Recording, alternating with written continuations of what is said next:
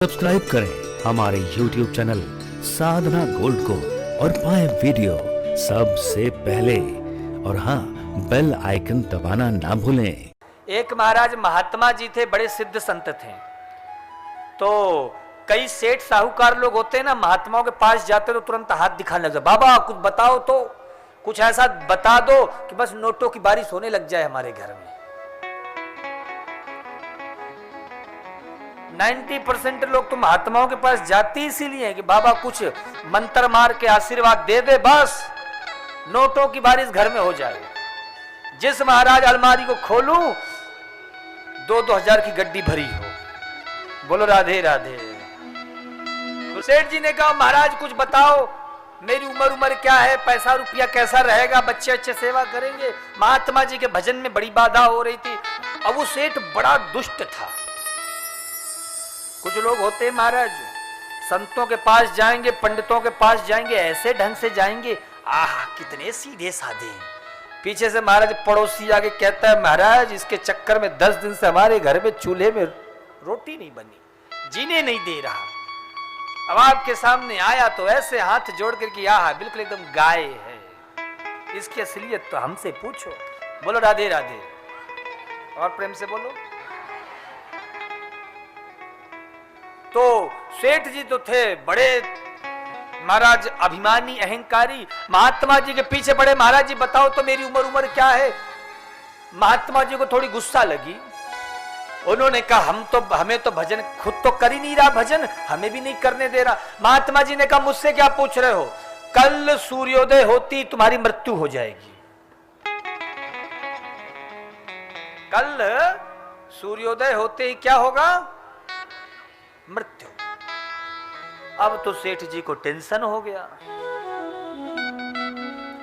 सोचे थे जो 2 साल आगे की प्लानिंग थी उसका क्या होगा। अरे परसों ही तो मैंने फ्लाइट से सिंगापुर जाने का टिकट करवाया है, उसे भी अब कैंसिल करना पड़ेगा, क्या करूं। कपड़े की बहुत बड़ी दुकान थी सेठ जी की। महाराज दुकान में बैठता, दिन भर नौकर चाकरों को सबको हड़काता रहता, ये सामान लाओ, तुम लोग ठीक से काम नहीं करते हो, जब देखो आलसी कामचोर बनते जा रहे हो, खा खा करके मोटे होते जा रहे हो, पर काम नहीं होता। बैल की तरह सामान तुम्हारी चमड़ी हो गई है, कितना भी बोलो कुछ असर ही नहीं होता है। लेकिन आज जब सेठ जी महात्मा जी से बात करके दुकान पहुंचे तो आज जितने भी नौकर सब देख के डर गए, मालिक आ गए, मालिक आ गए, सब महाराज खड़े हो गए दुकान में। लेकिन आज सेठ जी ने किसी को एक शब्द नहीं कहा, आज किसी को डांटा नहीं, किसी को गाली नहीं दी, चुपचाप जाकर के अपने गुल्लक में बैठ गए।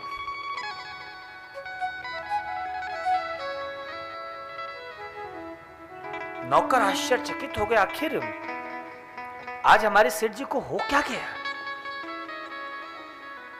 रोज तो महाराज कोई नजदीक भी नहीं आता, सब छिपते रहते थे सेठ जी की नजरों से, लेकिन आज सब सेठ जी को देख रहे हैं। सेठ जी सब नौकरों से हाथ जोड़कर माफी मांग रहे हैं, मेरी वजह से यदि आपको कोई कष्ट हुआ हो तो मुझे क्षमा करो, मैं आप सबको प्रणाम करता हूं। नौकरों ने सोचा ये आज हमारे मालिक को हो क्या गया, कोई जादू टोना तो नहीं हो गया। नौकरों का भी दिल पिघल गया, अरे नहीं मालिक आप तो हमारे मालिक हो, सैलरी देते हो, हमारा तो काम ही है काम करना।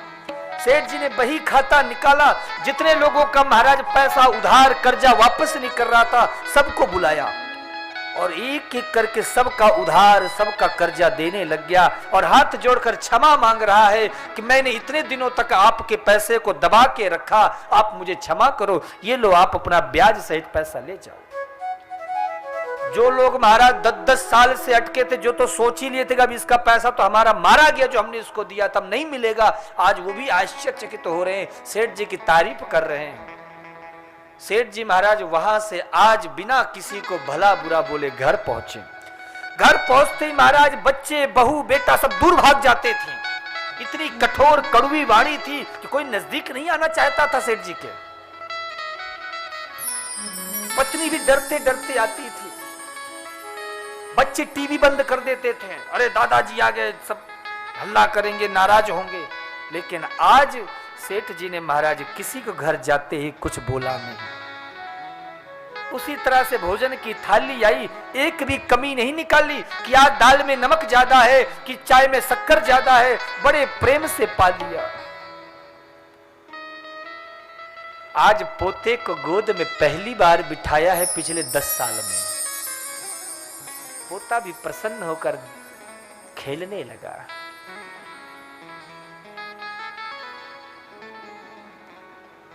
महाराज पत्नी भी आज बगल में बैठी, सुनिए आज आप इतने चुप चुप क्यों हैं? बोले नहीं नहीं कोई बात नहीं है। बोले नहीं नहीं आज तक तो आप कभी ऐसे नहीं बर्ताव किए, आज सालों बाद हमने आपको ऐसा देखा। सेठ जी ने महाराज आंखों में आंसू भरकर तुरंत फोन उठाया और जिन रिश्तेदारों से महाराज 10-10 साल से बात नहीं की थी, दुश्मनी निभा रहे थे, ना कहीं आना जाना था, उन सबको आज फोन करके माफी मांग रहे हैं कि भैया मुझसे आज तक जिंदगी में जो भी गलती हुई हो माफ कर देना, और सबसे क्षमा याचना करते जा रहे हैं। सारे रिश्तेदार आज घर में आगे। सेठ जी को हुआ क्या, पूरा परिवार, रोज तो महाराज सब अपने कमरे में घुस जाते थे भोजन करती, आज सब सेठ जी को घेरे बैठे हैं। आज महाराज सब सेठ जी से वार्तालाप कर रहे हैं, पूरे परिवार के साथ सत्संग हुआ। जो लोग पड़ोसी सोचते थे कि बड़ा दुष्ट है हमारा पड़ोसी, आज वह भी सब प्रेम से मीठी मीठी बातें कर रहे हैं। सायंकालीन हो गई, रात्रि हो गई महाराज, प्रातः काल हुआ तो सेठ जी ने सोचा अब मेरे जाने का मरने का वक्त आ गया है, तो कहा भैया अब मैं चलता हूं, सूर्योदय होती मेरी मृत्यु हो जाएगी। आज तक मैंने जो भी आप लोगों का दिल दुखाया हो, जो भी गलती हुई हो, मुझे माफ करना। ऐसे कहकर एक बार फिर से माफी मांगी। सब रोने लग गए, पत्नी बहू बेटा सब विलाप करना शुरू कर दिए। सब महाराज गले लग रहे हैं, कोई हाथ पकड़ करके महाराज प्रेम से सांत्वना दे रहा है। महाराज सवेरे के 7 बज गए, सूर्य उदय होने लग गया। सेठ जी को लगा अब तो मरने वाला हूँ, सब छोड़ दिया, सीधे महाराज माला पकड़ ली। माला पकड़ करके राम राम राम राम राम राम राम राम राम राम राम राम राम राम राम करना शुरू। 7:30-8 बज गए। अब तो महाराज सुमेरु, पहले तो जाप एक माला करते थे तो आधे से देखने लगे थे, अरे माला पूरी क्यों नहीं हुई अभी तक, अभी इतना देर क्यों लग रहा है। लेकिन आज तो सुमेरु को देखना ही भूल रहे हैं। अभी विश्राम गति से राम राम राम राम राम राम राम राम राम राम राम राम चल रहा है। महाराज 9 बज गए, सोचा कहीं मृत्यु अभी तक हुई क्यों नहीं, अब तो मरना ही वाला हूं। और जोर से बोला शायद भजन का कुछ चमत्कार हो रहा हो, और जोर से महाराज करने लग गए राम राम कृष्ण कृष्ण राम राम कृष्ण कृष्ण चल रहा है। अब विश्राम गति से 9:30 बज गए। अब लगा सेठ जी को थोड़ी सी खांसी आई, लगता मरने वाला हूं, अब मरने वाला हूं। सबसे महाराज हाथ जोड़ रहे हैं, भगवान का नाम ले रहे हैं। उतने में वो महात्मा जी सामने से निकले। मन में सोचा मरने का तो टाइम आ ही गया, महात्मा जी के भी एक बार चरण छू के आशीर्वाद ले लूं। महात्मा जी बड़े सिद्ध थे, कभी झूठ बोलते नहीं थे, तो महात्मा जी को जो देखा चरणों में गिर गए। महाराज आपको बहुत बहुत प्रणाम है, आपने मुझे मार्ग दिखाया है। महाराज अब मेरे मरने का टाइम है, लेकिन 2 घंटा एक्स्ट्रा मुझे मिल गया, मुझे तो 7 बजे तक मर जाना चाहिए था, अभी तो 9 बज गए हैं। पर महाराज मैं भजन करना नहीं छोड़ रहा हूं, 2 घंटे से मैंने अपनी माला अपने हाथ से हटाई ही नहीं है।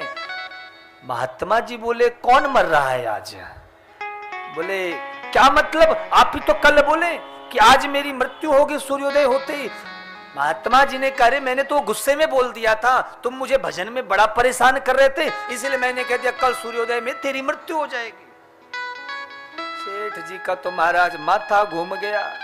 बोले महाराज मैंने इतने भजन कर डाले, पूजन कर डाले, सब रिश्तेदारों से माफी मांग ली,